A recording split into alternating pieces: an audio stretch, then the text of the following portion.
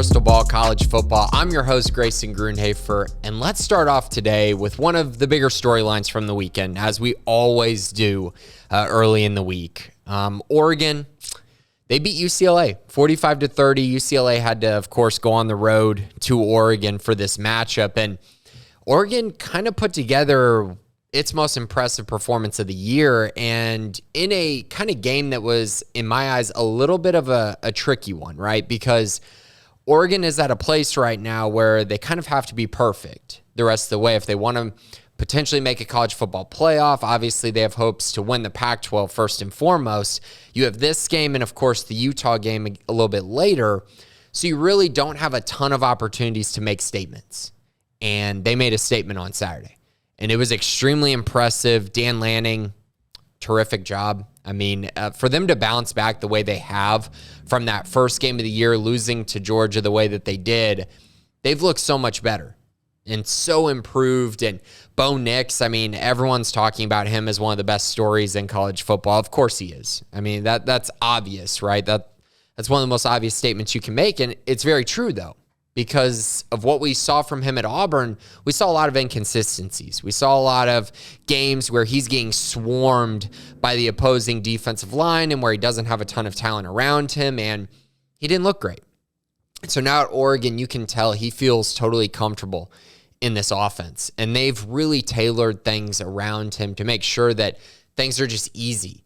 I'm not saying that he's not performing well, but when you have an offensive line that's only given up one sack the entire year and you have a top 5 running offense, that obviously helps things for any quarterback in the country. So let's kind of go through this game a little bit. So Oregon, obviously very impressive, but they scored 17 points on their first 3 drives of the game. They went up 17-10.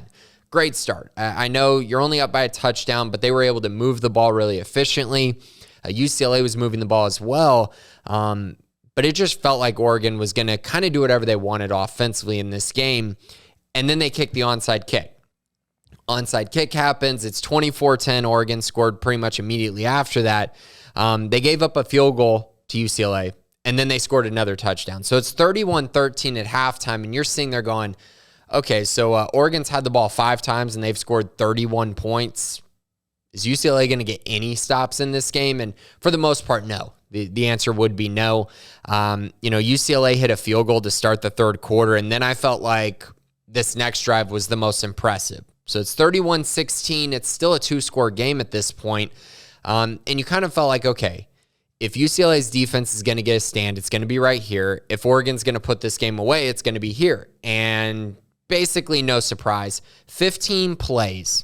7.5 minutes Oregon wasted on this drive, and they scored a touchdown. 38-16, that's ball game, right? And that was one of those drives that I think totally took the will out of UCLA. I think they maybe saw some light after getting the field goal to open the half, and then Oregon just immediately said, no, we're just going to be the more physical team. We're going to bully you up front. We're going to continue to move the football efficiently all the way down the field, and when we get into the red zone, we're going to score a touchdown, which is something that UCLA did not do in this game. That answer was the most impressive thing I saw from Oregon on the day, and in general, just super impressed. Super impressed. The Ducks' defense was not good, but the big area where they played extremely well was they forced UCLA to kick 3 field goals in the first 35 minutes of the game, which was the difference. That was completely the difference. If UCLA scores touchdowns on those drives, you're looking at a much different ball game, but that's not what happened. I also feel like they made DTR very uncomfortable. And it wasn't so much sacks, it wasn't so much QB hurries, but their secondary, in my eyes, played really well. They forced him to be inefficient, and this was the first time DTR had been inefficient kind of all year. He's really been in control of this offense. We've seen him in some big moments make big plays, but in this one, he came up just a little bit short, and I credit the Oregon defense for that. They were able to stop them in the red zone. It was kind of that bend but don't break philosophy, and it worked extremely well in this game, despite the fact that if you look at the numbers and you look at kind of, let me just go look at the box score, and you see that UCLA had 448 yards of offense. That's not great. But when you're only giving up 30 points and 14 of those come in the fourth quarter in garbage time, you played pretty good defensively. Bo Nix, I talked about him a little bit earlier, but He had a 96.3 QBR in this game, 22 of 28 for 283 yards and 5 touchdowns. Through the air, he added another 51 yards on the ground.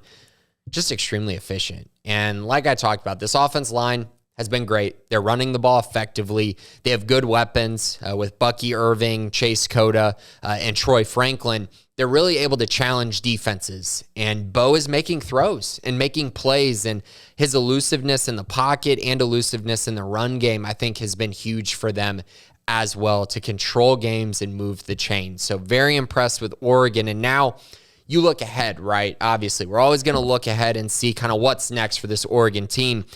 At Cal, at Colorado, Washington, Utah, at Oregon State. Yeah, they're going to win the next 3 in a row. Cal, Colorado, Washington, those don't move the needle for me. Washington is just simply not going to be able to stop them enough. And those 2 road games, Cal and Colorado, they're not good football teams at this point. So I expect them to win 3 more in a row, and then you get your last 2 games. Utah, obviously, that's the biggest one. That's the one that's circled on everyone's calendar. But don't sleep on that last game of the year. Oregon State's not great, but they're not bad either. They're one of the few teams in the Pac-12 where you look down the standings after the top 4 and you go, hey, they're an okay team, right? They're a bowl team. They could beat someone, especially in Corvallis. That is not going to be easy, especially if Oregon is coming off of a win versus Utah. The good news for Oregon is if they win the next 4, no matter what happens in that Oregon State game, they are likely going to make the Pac-12 championship. So that's a positive, and that's because they got this win versus UCLA. So now let's take a look at the Pac-12 real quick. Oregon 4-0 right now. Their big games at the end of the year, Utah and then at Oregon State. Those are kind of the ones they have left. Utah being their only matchup against, in my eyes, a true contender in the Pac-12. USC is currently 4-1. They still have to play UCLA. Their loss was, of course, to Utah, but they don't play Oregon during the regular season. UCLA still has a matchup with USC. Their loss is to, of course, Oregon this week. And Utah is 3-1. They play Oregon in about a month, and their loss right now is to UCLA. So a lot still to be determined, a lot still up in the air.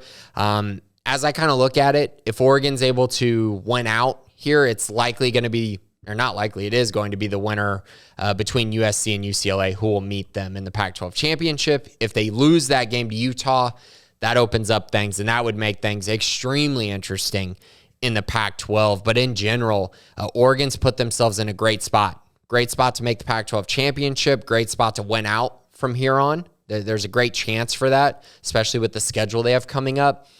And then, of course, the outside possibility of college football playoff berth. They have the terrible loss to Georgia. I know that's going to be a red mark on their resume, and that stinks because it was in week 1. But it's tough to come back from losing a game by that much, especially since if Georgia wins out, they're probably going to be the 1 seed. And then do you really want to put Oregon in as the 4 seed and see a rematch of that? Probably not. But in general, I think Oregon is right there, right? I mean, they need some help. They need the Big 12 to lose. So they need TCU to lose, of course. Probably going to need Oklahoma State to maybe lose one more time. You just don't want to be in those situations where it's 12-1 versus 12-1. I think Oregon would get in over an Oklahoma State, but then again, if Oklahoma State gets to avenge their earlier loss to TCU, that makes things a little bit trickier as well. And then, of course, they'll probably need some help with the Ohio States, Clemson's, Bama's, Tennessee's, Georgia's. They're going to need a little bit of chaos there to create one more spot to be open for them. But in general, I think if you're an Oregon fan, you got to be extremely happy. And you're over here looking at what Miami's doing with Mario Cristobal, and you're thinking, man, very happy to have Dan Lanning and very happy to have Bo Nix and very happy that Cristobal's gone. And now this Oregon program seems like they're in a great position to be very good for the long haul. Really like the coaching staff, really like their play, and really like what I'm seeing from Bo Nix and the Oregon Ducks after this week. So a little bit later in the week, we'll talk about a few more previews, a couple more recaps from the weekend as well, and of course, my best bets at the end of the week. But thanks for listening today to Cristobal College Football.